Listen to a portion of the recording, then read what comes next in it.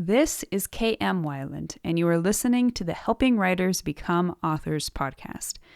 I hope you enjoyed this week's episode, Understanding the Adventure World of a Story's Second Act. Every story is an adventure.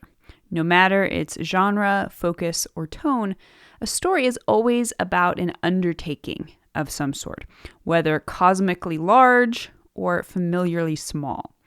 This is why writers can use the metaphor of the adventure world for a story's second act to better understand this crucial part of story structure in almost any story. Last week, we kicked off this short series with an examination of the normal world of a story's first act. In that episode, I noted that the terms normal world and adventure world, which I frequently use in reference to a story's first and second acts, originate with the hero's journey. There, they are meant to evoke the journey of a character who moves from a safe space or mindset into a quest through a challenging or even dangerous landscape or mindscape until finally they return from the descent with a healing prize of some sort. So basically, a character arc. Now, one could argue that the terms normal world and especially adventure world should remain specific to the hero's journey. And this is why I offered alternative terms for other archetypal arcs, such as the regal world of the king's first act and the preternatural world of his second act. However, I still find that normal world and adventure world seem to be applicable umbrella terms for all stories, as long as we understand them to be metaphorical rather than literal. Or maybe not, because, as I said, really every story is an adventure story, one way or another. These days, when we hear the word adventure, we tend to think it synonymous with fun. If I say, "Oh, I want to have an adventure," what I probably mean is that I want to go have a jolly vacation in Hawaii. Or possibly, I'm thinking I'd like to replicate the same fun, buzzy feeling I get when I watch an adventure movie. Except, would I really want to go through the same adventure that most adventure heroes endure? One of the main definitions of adventure as a noun is an undertaking involving uncertainty and risk. As a verb, it gets even heavier. It says to put something at risk or in danger, to dare to go somewhere new or engage in something dangerous. All of a sudden, that beach in Hawaii is starting to look a lot more like Mount Doom. The point here is that adventure world should not be understood to require that your characters in your second act go on adventures in the stereotypical sense. Neither is it necessary that their adventures look like a quest into Mordor. What is important is the symbolism of the adventure as a brave new world, an uncharted place, even if it is only in the character's own psyche, and even if it is comparatively safe. Stories are adventures because stories are about change. Any change, large or small, is ultimately an undertaking involving uncertainty and risk. How high you stack the stakes will depend on your own story. Obviously, the adventure world in Lord of the Rings looks very different from the adventure world in Anne of Green Gables. But both are adventures nonetheless. So with that said, here's a quick reminder of where we're at in this series. Last week, in the first part, we talked about the normal world of the first act. Today we are talking about the adventure world of the second act, and in future episodes we will talk about the underworld of the third act and the new normal world of the resolution. Alright, so the second act represents the middle two quarters of a story, from 25% to 75%. Having been launched by the first plot point at 25%, it is punctuated with the first pinch point at around the 37% mark, divided by the midpoint or second plot point at the 50% mark, punctuated again by the second pinch point around the 62% mark, and ending with the threshold of the third plot point at the 75% mark. The second act constitutes the main bulk of a story, focusing on the protagonist's pursuit of a plot goal and the obstacles she must overcome along the way, as well as her own inner transformation, which will eventually impact her ability to gain, or not, the plot goal by the time the third act rolls around. What does the adventure world symbolize? Basically, the second act is your story. This is not to minimize the crucial importance of the first and third acts, but they are essentially bookends to the main action. The development of plot, character, and theme all take place primarily within the second act. If the first act represented your story's normal world, then it's clear the adventure world of the second act is anything but normal. Your character has embarked into a new phase of his life. He is on an adventure, a quest to locate and gain his main plot goal. But on a deeper level, this is an adventure of the soul. The plot goal is just a MacGuffin. It is bait to lure the protagonist onto the road of transformation. How deep you go with this transformation will, of course, depend on your story. In some stories, such as serial fiction or TV shows, in which the character can't risk too much from episode to episode, the adventure may simply be a small problem to solve. And even in serial fiction with heavier stakes, such as the Marvel Cinematic Universe, which indeed usually offers world-ending stakes in any one installment, it is still understood that the characters will not necessarily undergo a dramatic transformation. However, other stories follow the common bit of wisdom that whatever happens in a story should be the most important event in this character's life. At the very least, what's happening is significant in the character's life. It's an epoch.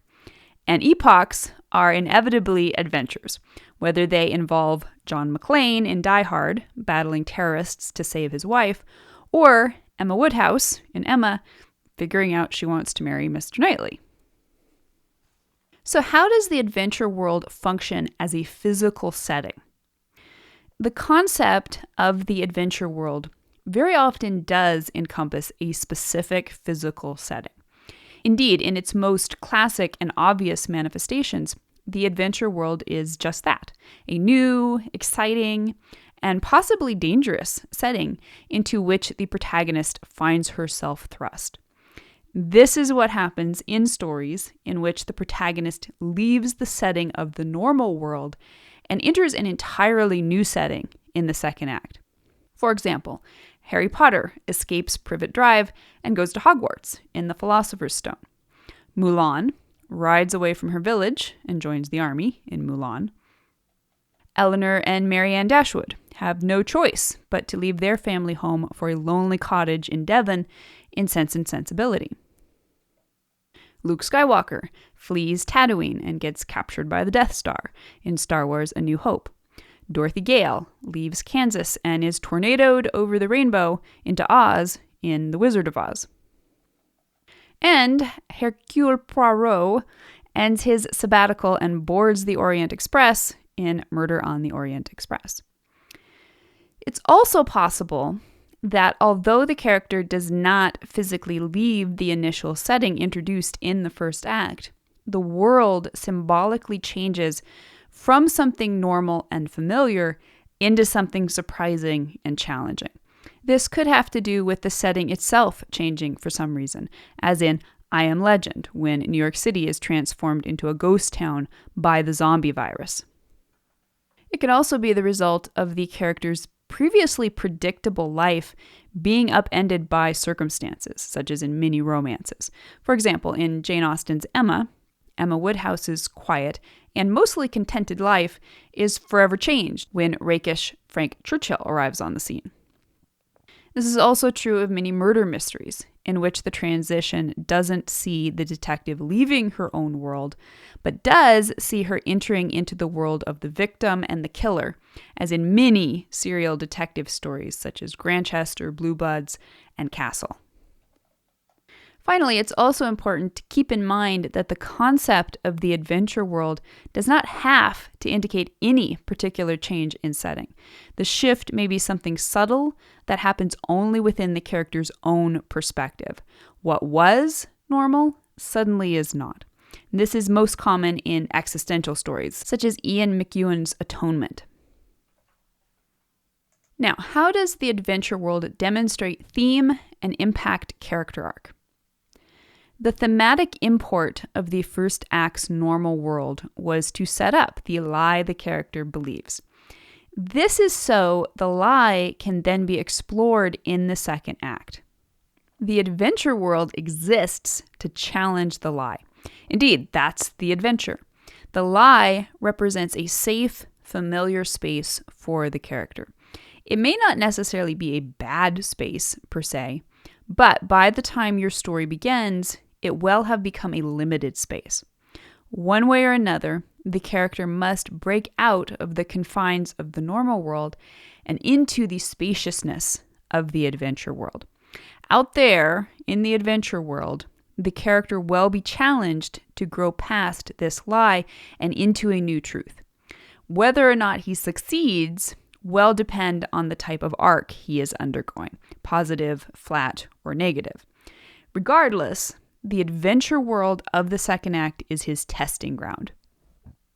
The challenges he meets here are specifically designed to force him to confront his limitations. The only way he can survive the adventure world and move on to a new and more expanded normal is to increasingly transition from lie to truth. The symbolic importance of the adventure as an undertaking involving uncertainty and risk is the reality that change is both difficult and necessary. Whether that change for your character is small or large, internal or external, the adventure world is where it happens. Because the second act takes up such a proportionately large part of your story, fully 50%, and perhaps more depending on how closely you're hitting the timing of your structural beats, its execution is unquestionably vital to your reader's experience.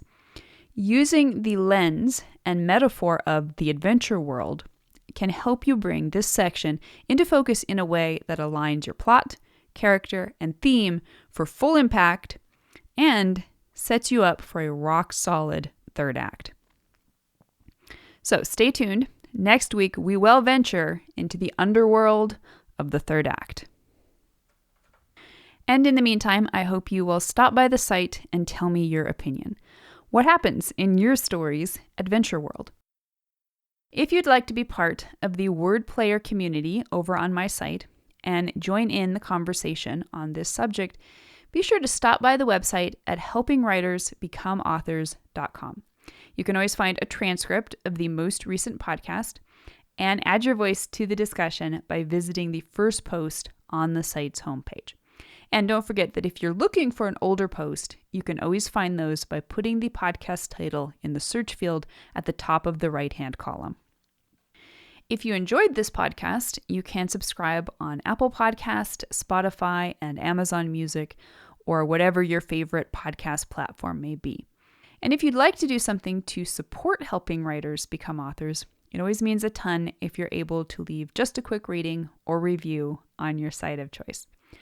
Also, many thanks to those who support my work on Patreon. Your patronage helps make helping writers become authors and its many resources available to writers everywhere. If you're interested in becoming a patron, you can find out more at patreon.com/kmweiland. Thank you so much for listening to the Helping Writers Become Authors podcast, and be sure to check back again next week.